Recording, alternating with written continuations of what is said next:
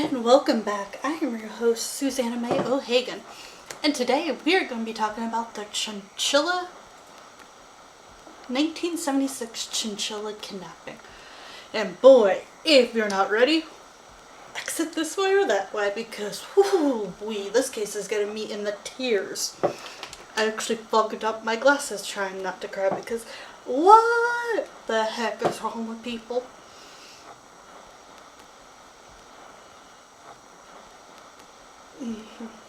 Okay.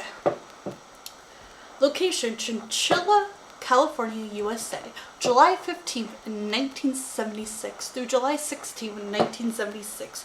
47 years ago. I don't know when this was published, but it's been a while. Attack type: mass kidnapping, mass child abduction, attack robbery, psychological torture with weapon rifle. Several children suffering cuts, bruises, and burns. Victims: 26 children and 1 adult. James Scarfield, Richard, and Frederick Newhow Woods III. Frank Edward Ray. Michael Marshall. Motive: ransom. Verdict: all pleaded. Okay. July 15th, 1976. In Chowchilla, California, 3 armed men hijacked a school bus. They abducted the driver, and 26 children aged 5 to 14 and imprisoned them in a truck trailer buried in a quarry in Livermore, California. The bus driver and children managed to escape from the kidnappers, could issue their ransom demands. All the victims survived, but many suffered from post-traumatic stress disorder. The kidnappers intended to use ransom money from the kidnapping to restore the Victorian Rand's house in Montana View, California. The kidnappers were caught, convicted, and sentenced to life without the possibility of parole. I thought they had parole, but maybe they didn't. I don't know, according to this article. But what I read and heard, they did. An appeal court overturned the finding of bodily harm. Subsequently, the kidnappers were resentenced to life with the possibility of parole. The incident led to major changes to California law regarding bodily injury and psychological trauma. By 2022, all 3 kidnappers had been paroled. Great, just great. On Thursday, July 15th, 1976, 55-year-old bus driver Frank Ed Ray was transporting 26 Dairyland Elementary School students home. The children had spent the day on a summer school trip to the Chowchilla Fairgrounds swimming pool. At approximately 4 p.m., a van drove into the bus's path and blocked the road. Ray stopped, and 3 men with nylon stockings covered their faces, exiting the van and hijacking the bus. One of the men pointed a gun at Ray. Second drove the bus. The third followed in the van. Kidnappers drove to Brenda Slough, a shallow branch of the Chowchilla River, where they hid the bus. They retrieved a second van they had hidden nearby. Both vans had been modified by the kidnappers to transport their victims. The rear windows had been painted black, and the interior was installed with soundproof paneling. The kidnappers ordered Ray and the children into the vans at gunpoint, then drove them to the California Rock and Gravel Quarry in Livermore, roughly 110 miles from the fairground. In the early morning hours of July 16th, the victims were forced again at gunpoint to climb down a ladder, through a hatch, and into a buried truck trailer. The kidnappers had made their trailer into an underground bunker, equipped with vanities and a pit toilet. and stocked with several mattresses and a small amount of food and water. As the victims climbed from the van into the bunker, the kidnappers wrote the names and ages of each child on a Jack-in-the-Box hamburger wrapper. Once the victims were inside,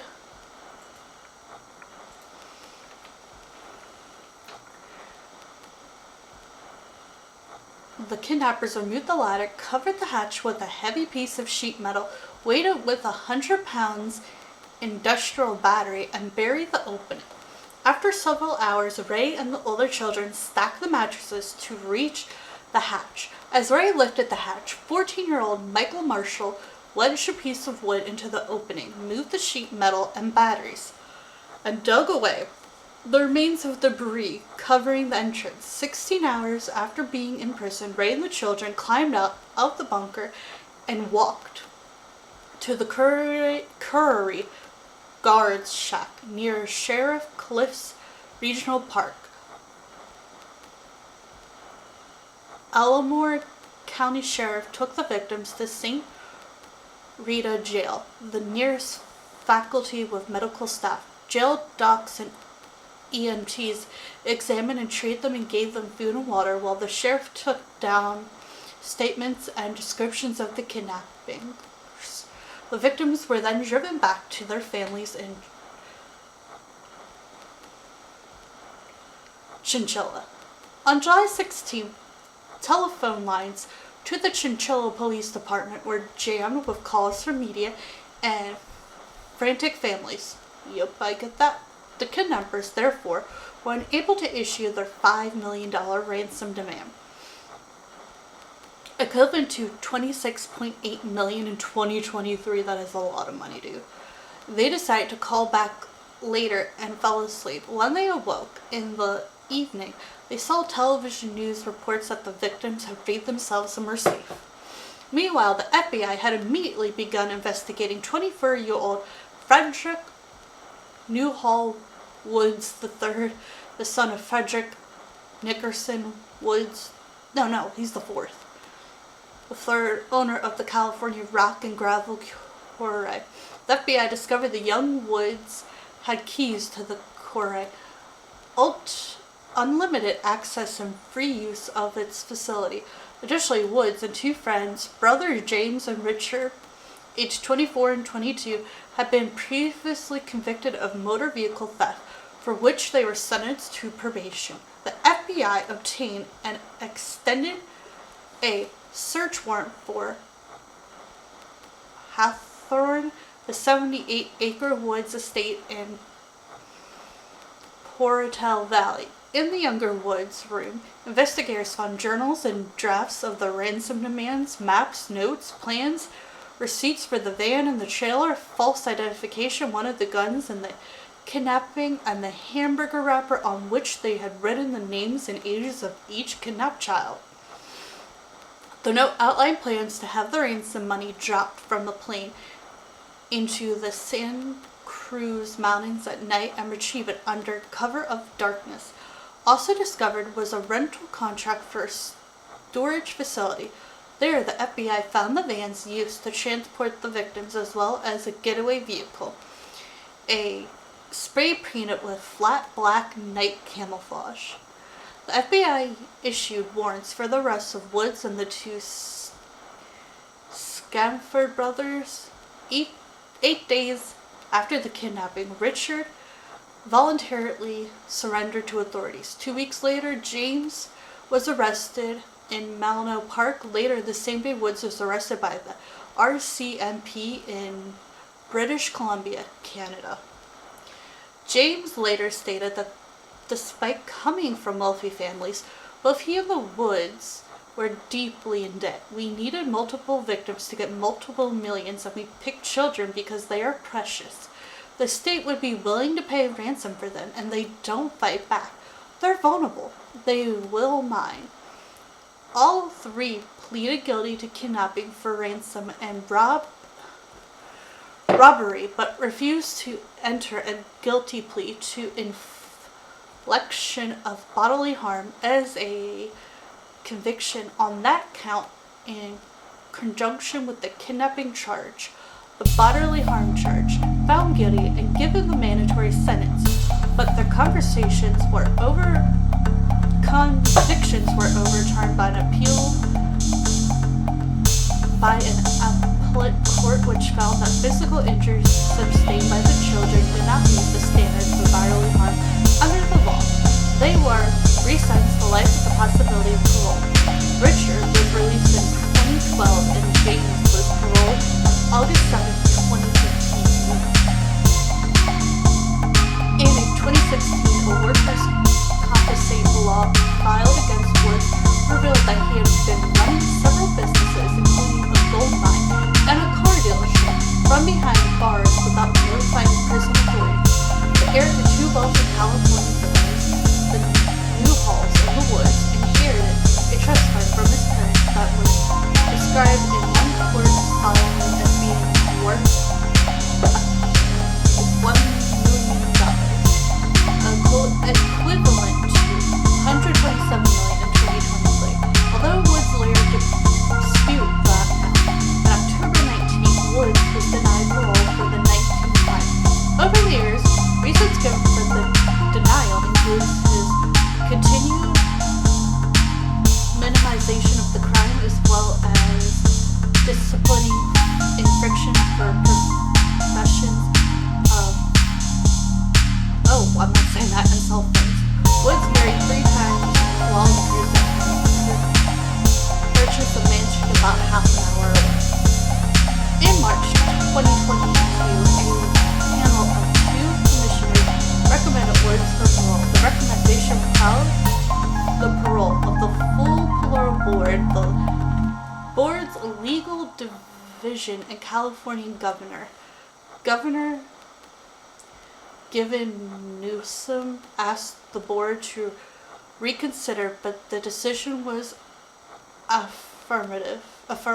On August 17, 2022, it was reported that Woods' parole had been granted and he was to be released from prison. Ooh, we're going to talk about Ray. He's like my favorite in this whole case. Ray received a California School Employee Association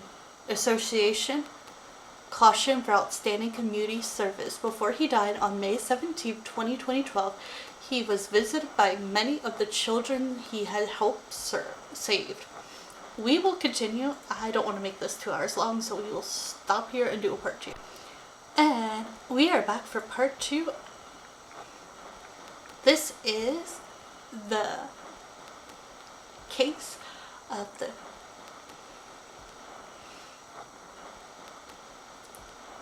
Chowchilla? Nope.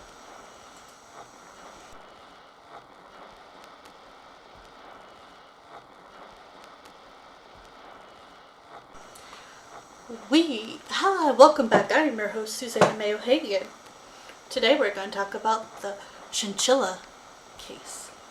Ray received a California School Employees Association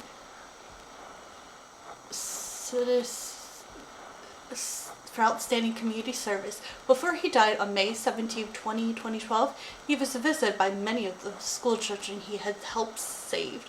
In 2015, the Chowchilla renamed a sports and Lassie Park as the Edward Ray Park and declared every February 26th Ray's birthday Ed Ray Day. A study found that the kidnapped children suffer from panic attacks, nightmares involving kidnappings and death, and personality changes. Many develop fears such as cars, the dark, the wind, the kitchen, mice, dogs, and hippies. And one shot a Japanese tourist with a BB gun when the tourist car broke down in front of his house. Many of the children continue to report symptoms of trauma at least 25 years after the kidnapping, including substance abuse, depression, and a number have been in prison for doing something controlling to somebody else. The treatment of young victims of trauma have been guided by what was learned about the effects of the Chowchilla kidnapping on the children who were abducted. In 2016, the 25 survivor victims settled a lawsuit they had filed against their kidnappers. The money they received was paid out of Frederick Wood's trust fund, and although the exact settlement amount was not disclosed, one survivor stated that they had each received enough to pay for some serious therapy, but not enough for a house. Frederick Newhall Woods was repeatedly denied parole. In pop culture, American coroner Robert Gilley released a ballad about the incident in 1977, entitled Ballad of Chowchilla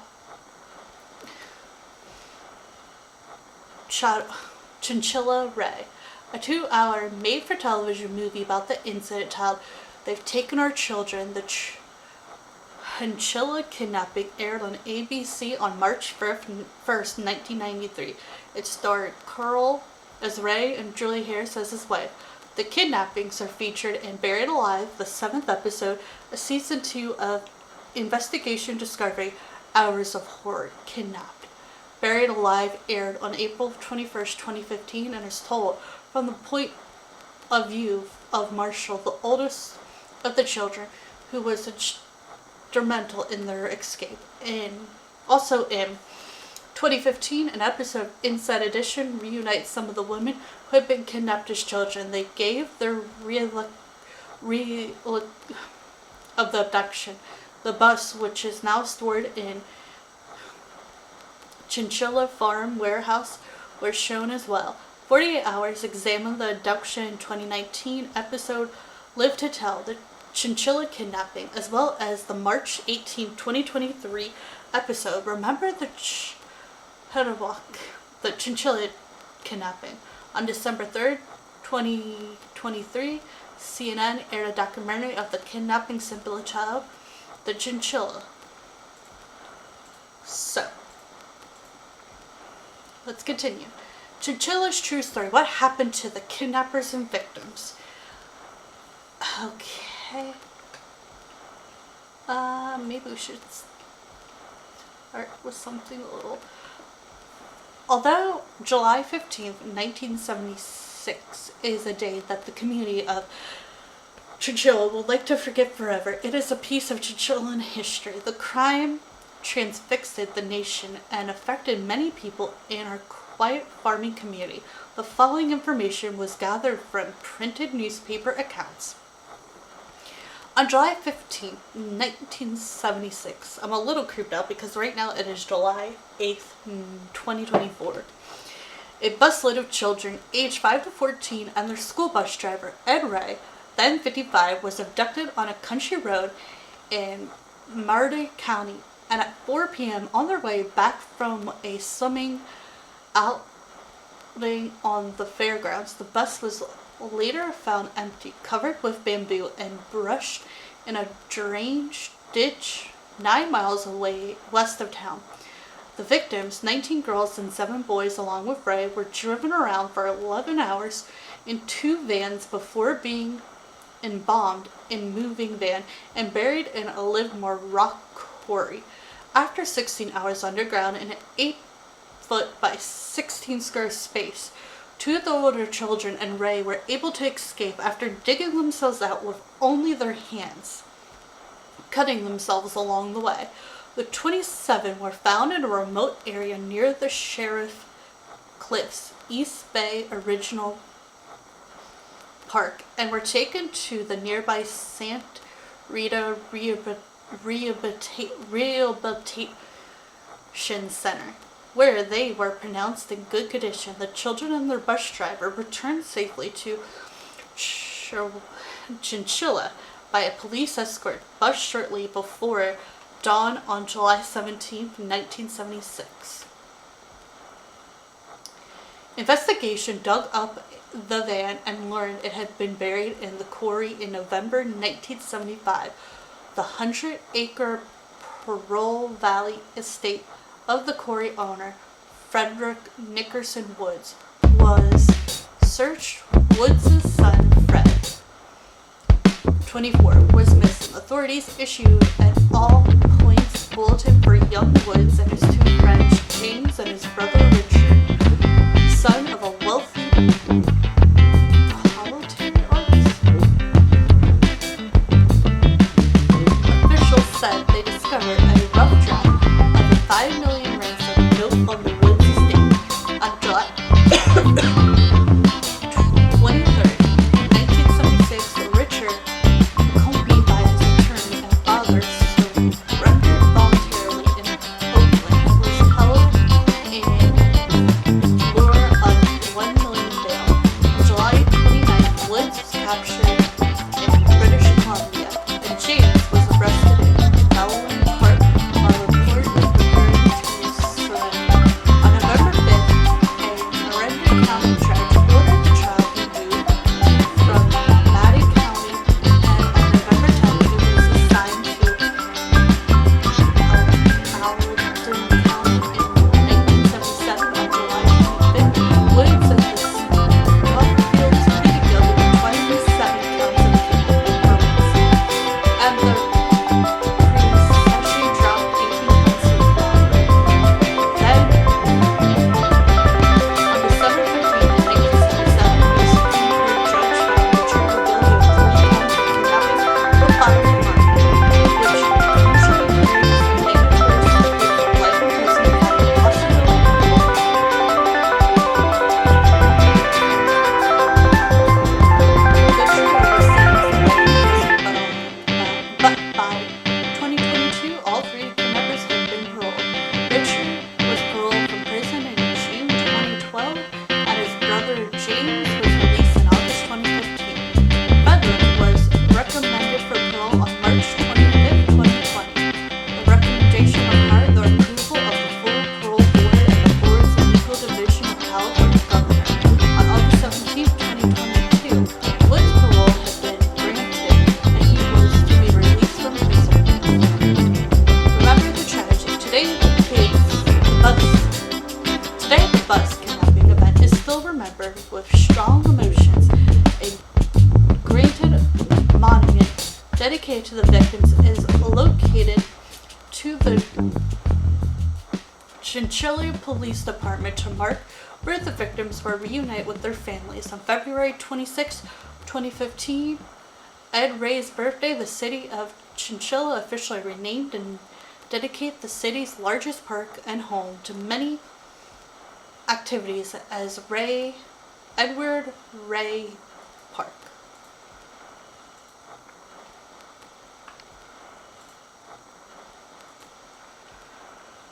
A look inside the truck trailer were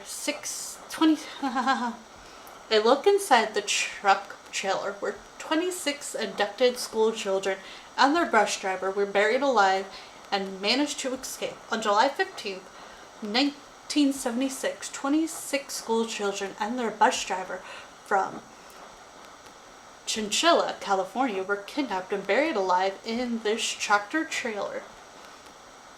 The kidnapped children. Here's a photo of all of them. The frightening ordeal began with the children aged 5 to 14 were on a school bus on their way home from summer school. Bus driver Ed Ray. Around 4 p.m. on July 16, 1976, 3 masked men with guns hijacked the Dairyland Elementary School bus by Ed Ray, the abandoned school bus.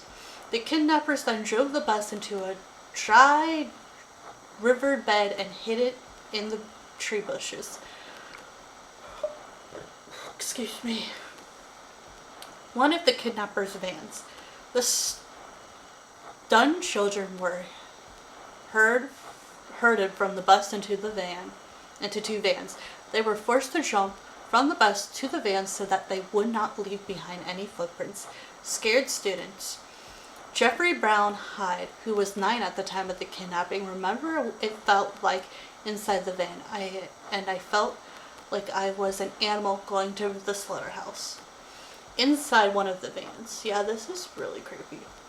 Inside the van, the kidnappers had constructed makeshift jail cells by installing wood panels and painted the windows. No one could see in or out, and there was no air, ventilation, food, water, or toilets. Judy's turn. Judy was 10 at the time, remembered the moment before she got into the school van.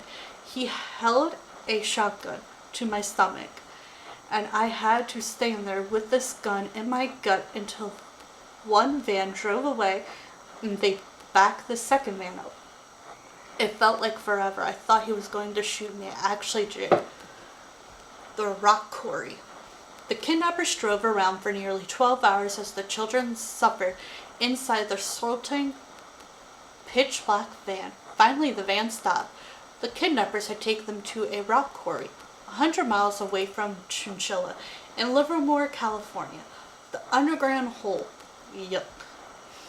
Bus driver Ed Ray and the children were taken out of the van, one by one, and set down into a hole. They soon learned they were inside an old truck trailer and they had been buried 12 feet underground.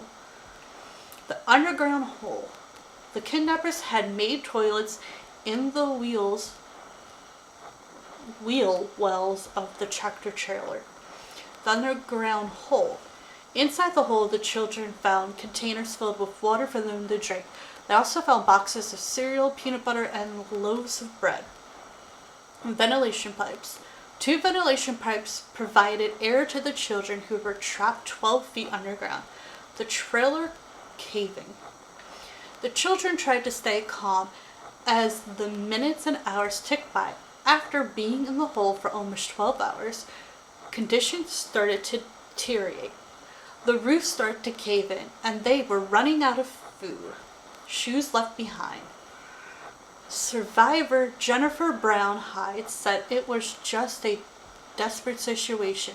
We thought if we were going to die, we're going to die trying to get out of here. Ray and the kids decided they had to try and to escape before it was too late. A hero. Bus driver Ed Ray and Michael Marshall, 14, took turns pushing up on the heavy manhole cover that was blocking the opening to the hole. Once they were able to move that, Michael started the task of digging on the top. Survivors. After many grueling hours, Michael Marshall dug himself to the top. It had been 24 hours of terror. Ed Ray and the children walked towards the rock quarry and were greeted by stunned workers. Soon police arrived, and photos like these were taken of each child as evidence. The long wait. Police took school bus driver Ed Ray and children to the closest place that could hold them all, the Santa Rita Rehabilitation Center, a local jail. Pictured at center is Jennifer Brown. The long wait. At the St. Rita Rehabilitation Center, the children were given apples and soda and examined by doctors. Ed Ray and the children were interviewed by police. The long wait. The children waited patiently, but they all wanted to go home to their families. Survivors headed home. Finally, approximately 4 hours after escaping, the children boarded yet another bus. Survivors headed home. This time, the bus was headed back home to Chowchilla. Survivors headed home. The children could not wait to be reunited with their families. Anxious parents wait. Parents and families of the returning children waited approximately for the arrival of their children inside the Chowchilla police station on July 17, 1976. Reunited. When 6-year-old survivor Larry Park arrived home to his parents, he said, "I finally felt safe again." Park is pictured in the arms of his father. Digs for clues. Immediately, police officers started to dig for clues at the scene of the crime, unearthing the trailer. Investigators unearthed the truck trailer that had been the children's underground tomb, hoping they would find clues that would lead them to the kidnappers. The media arrives. Media from all over the world covered the story. Kidnappers arrested. Ooh, looks like I'll have to do another part. I didn't realize how long this would be.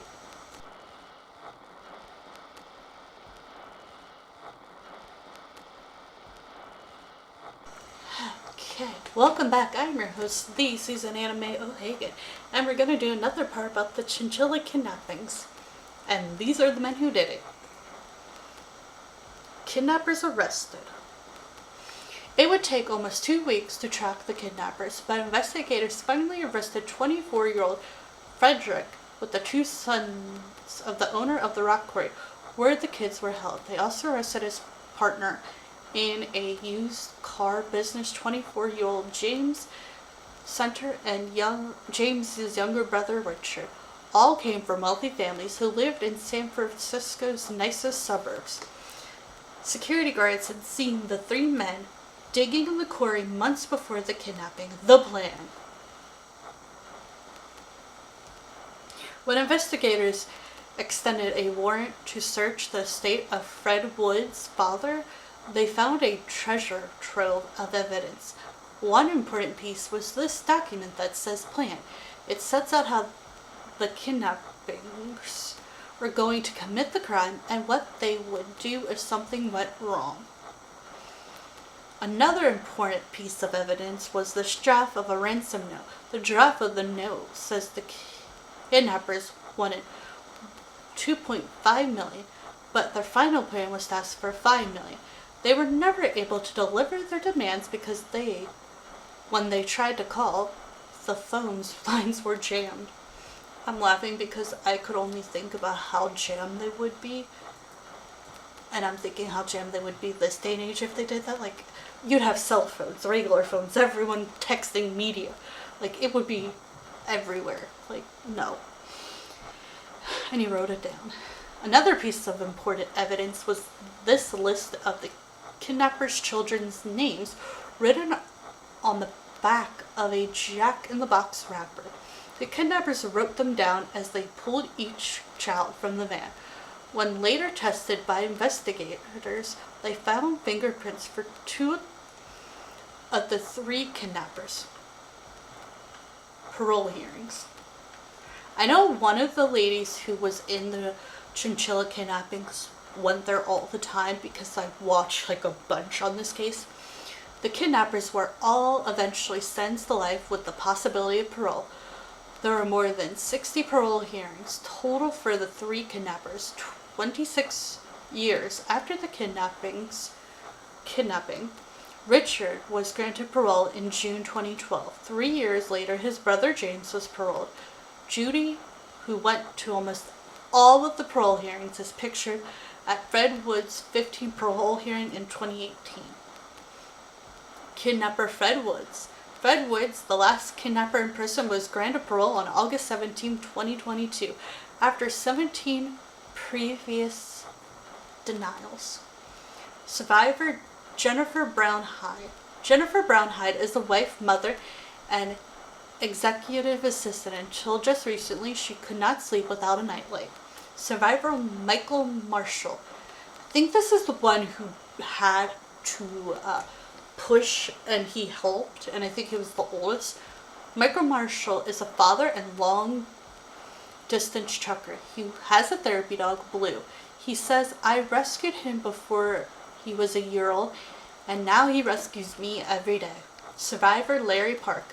Larry Park owns a handyman business and volunteers as a pastor at a local church. He says he has forgiven the kidnappers. You are a much better man than most. Judy, I liked her. I saw videos of her on 48 Hours and she was amazing. Stayed in Chowchilla, where she opened a hair salon and raised a son. She said the kidnapping affected her throughout her life. I think it made me not a good daughter, not a good sister, not a good aunt, especially not a good mom, and probably not a good friend. I try to be those things, but it seems like it just took something from me that I can never get back, she told 48 Hours. She passed away in 2021. The reason I liked her was because she went to the parole hearing. She tried to make sure they did not get out before it was time. She was amazing. Whew. I'm gonna start crying because, 26 kids were buried alive in California. A new CNN film shows how one plotted their escape and what happened years later. I have not seen this film. I've heard this film and I tried to look it up, but there is nothing there. In 1976, gunmen stormed a school bus carrying 26 children ages 5 to 14 and their bus driver in Chowchilla, California. As part of a ransom plot, they drove the hostages into a rock quarry and forced them into what could have become a mass grave.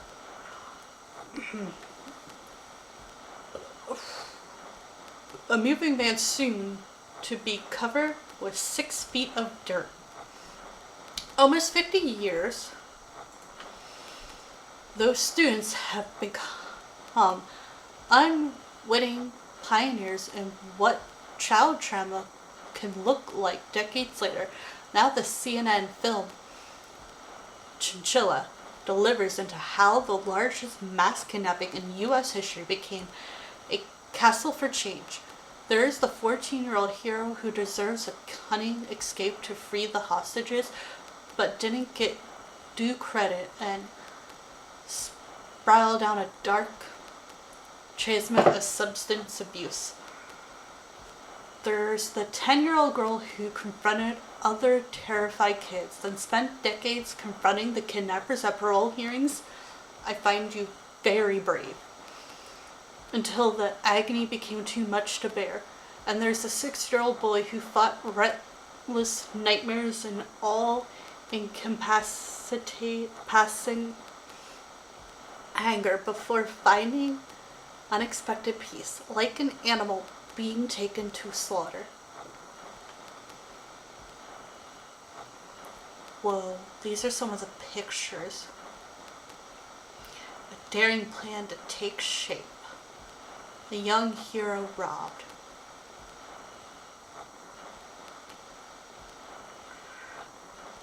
Justice freed the kids who went to officially report the ordeal to police. Nearby news crew gathered. As Marshall walked past them on his way home, a broad grin eclipsed his exhaustion. He became a chance to tell the world how the escape had unfolded. After 16 hours in the... Maybe I should reread this.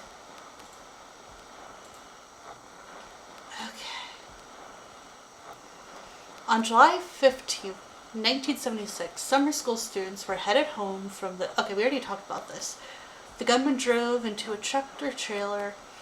It was just stuffy, said Larry Park, who was 6 at the time. The ordered the children to get in. Then for 11 hours they drove. The kids had no bathroom or water. Some whimpered and cried. I remember 10-year-old Judy was one of the oldest girls who tried to keep the younger kids calm somewhat. Recalled Jennifer Brown, who was 9 at the time. I felt like an animal being taken to slaughter, she said. Their vulture unnecessary length route ended after nightfall at a rock and gravel quarry near Livermore, about 100 miles away from Chowchilla. The kidnappers ordered the children and their bus driver into a moving van hidden underground. It was like a coffin. Linda, who was 10 at the time, told CNN 2015, it was like a giant coffin for us all. The dark chamber, outfitted with some mattresses and meager snacks, quickly filled with the stench of vomit and filth by the searing California heat. A daring plan takes shape. The lone adult underground bus driver, Ed Ray, was reluctant to try to escape, fearful that somebody was up there just waiting, Brown and Hyde recalled. But Michael Marshall, who was 14, was willing to take the chance. I thought to myself, if we're going to die, we're going to die getting the heck out of here, he recalled in Chowchilla. It seemed the only way out might be through a sealed manhole at the top of the entombed van. Marshall climbed onto mattresses the hostages had stacked under it and pushed with all his might. It barely budged. Ray joined him, and eventually they pushed the cover open, only to watch 2 massive trucks or bus batteries that had covered it plummeting into the ground ceiling. Then they discovered another sick challenge, a large reinforced plywood box surrounding the manhole with more dirt on top. Undaunted, Marshall pounded the dirt, sealing the bottom edges of the box. He dug and dug and dug until a cascade of dirt fell into the box, through the manhole, and into the coffin, revealing the most glorious ray of sunshine that I had ever seen, Park recalled. After 16 hours in the suburban heat, suburban heck, the 27 hostages climbed their way to freedom, but the effects of the kidnapping would soon plague the children in ways he had chance to tell the world. Then, out of nowhere, Principal Tatum stepped in and said, "Why don't we just give them a break, boys? Let them go home, get some sleep," Marshall called. And so we got in the car and left. The diversion would haunt Marshall for decades. "It was my chance to tell the world what happened, getting out and everything," he said. "And I didn't do it. I let the grown-ups do it." People across the country quickly assumed Ray was the hero, and lavish praise for the humble bus driver followed. One report declared the children had been saved due to the heroic efforts of the bus driver, Ed Ray. Chowchilla hosted a parade on Ed Ray Day on August 22nd, 1976. The city named a park after him. But Ed was not the only hero, Brown Hyde said. Park was more blunt. "I was telling people Mike Marshall dug us out. It was Mike that dug us out, but nobody was listening." Photos of Marshall during Ed Ray Day festivities shows a forlorn young teenager on his mother could see was really depressed. Even Marshall felt guilty for feeling bad. He said, "I remember thinking to myself, why am I feeling like this? What's wrong with me?" He tried to pivot to thinking, hey, you know what? Who cares? We all got out. We're all out. That's what matters. But it cost him his mental health. Some of that pride from having been the kid's hero had been robbed from him by the town's response. He was never acknowledged, said Dr. L., a child and psychological specialist and author of Children of Chowchilla, a study of psychic trauma. Marshall fortitude and optimism developed to hopelessness. "Before the kidnapping, I could see so much light ahead of me, see my future," he said. "But then after the kidnapping, I could see anything." By 19 or 20, Marshall was blackout drunk every night. I just didn't want to remember any more about the kidnapping," he said. "I was drinking and using all of that to the point where I was living in insanity. I wanted to torture those men." The horrors also took a profound toll on Park.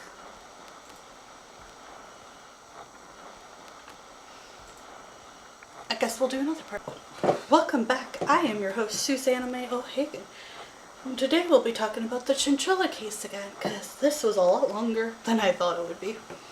Actually, I thought it'd be a lot shorter, but it's not, which is okay. Now, if you want to exit out that way or that way, be my guest. Which means clickety-click, bye-bye. Okay, let's get to it and do it. I wanted to torture those men. The horror also took a profound toll on Park. His older sister and best friend, Andrea 8, had also been kidnapped and confronted him through the ordeal. But soon after their escape, I hated going to sleep because every night I was having nightmares, he recalled in CNN's film Chowchilla.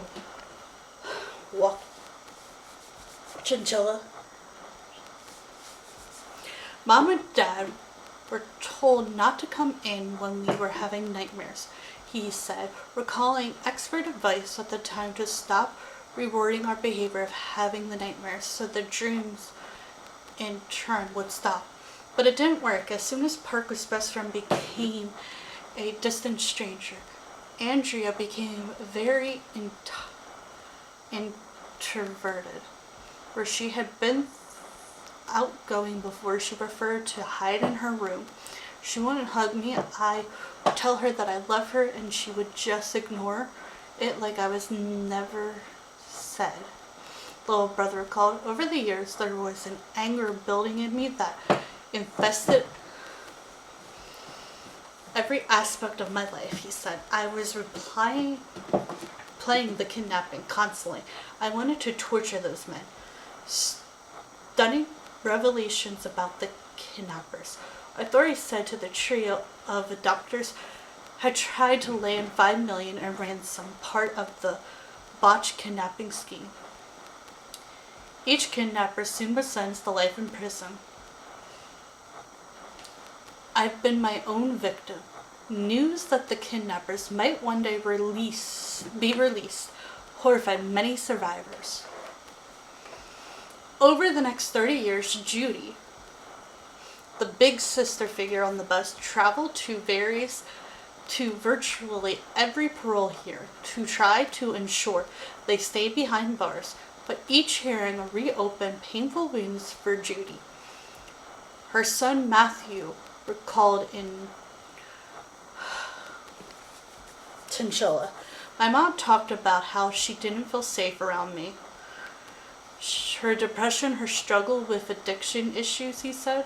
Park, meanwhile, was searching for a way out of his fury.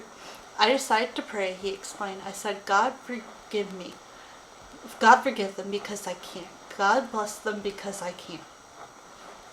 He also participated in what's known as the restoration justice process, which helps crime victims speak with their predators to try to gain closure.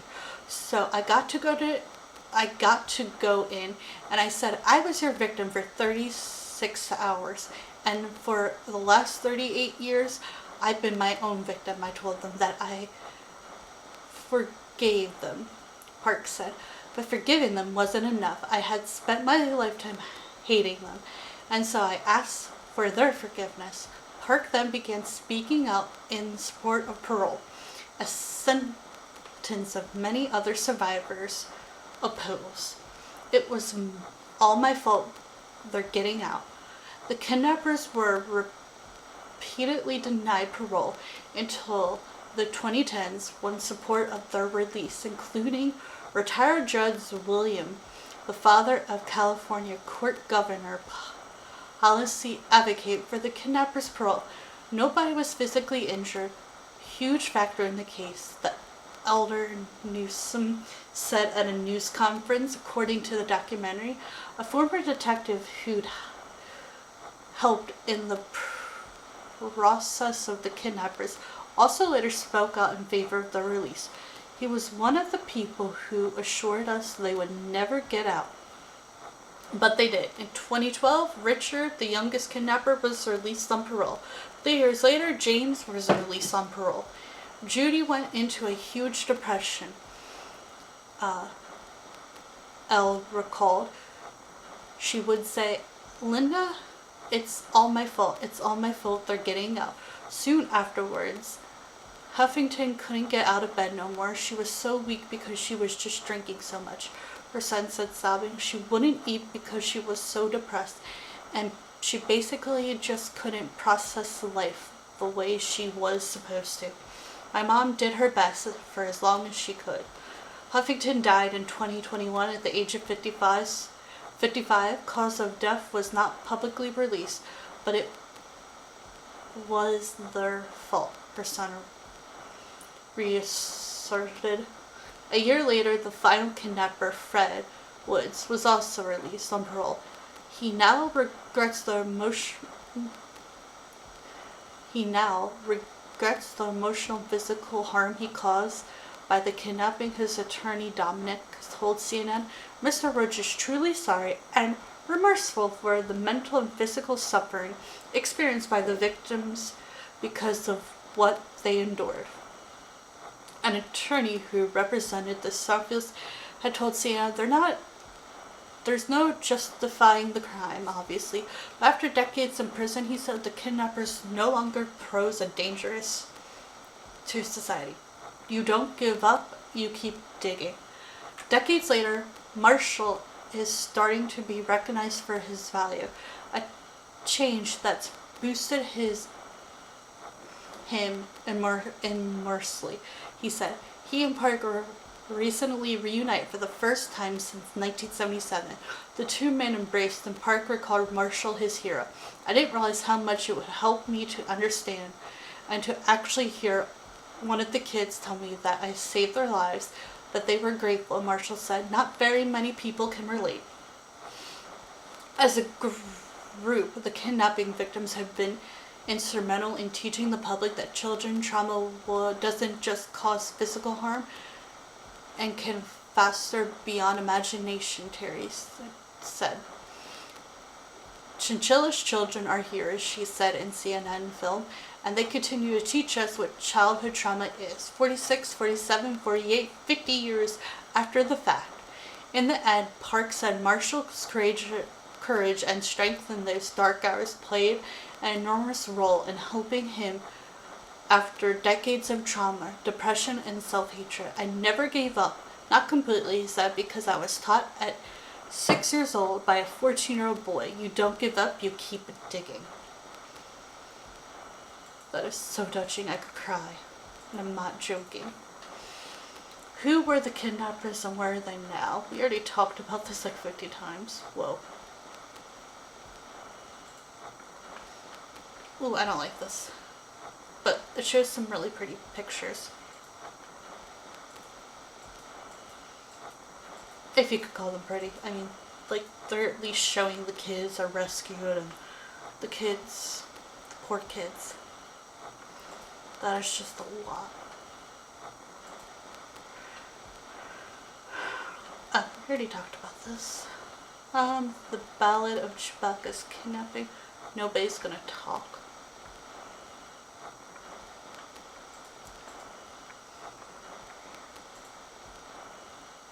Who is Chowchilla about? The city of Chowchilla's official website takes visitors back to the year 1844 to begin the story of the humble city, which was home to nearly 20,000 people as per the 2020 census date. Within the opening few minutes, the documentary also quickly establishes how the otherwise quite farming town would not have imagined, even in its darkest dreams, the news that was about to hit them. A school bus carrying 26 children had disappeared in broad daylight. As CNN reports, a bus ride back home on July 15, 1976 ended up becoming the largest journey of 26 children from Dairyland School in Chowchilla and their bus driver Ed Ray when the bus was stopped by 3 armed assassins, thus containing children aged 5 to 16. No, it was 5 to 14. Was hijacked by armed men wearing pantyhose on their faces to hide their identity, leading to an image that counted to haunt some of the survivors, as shown in the documentary.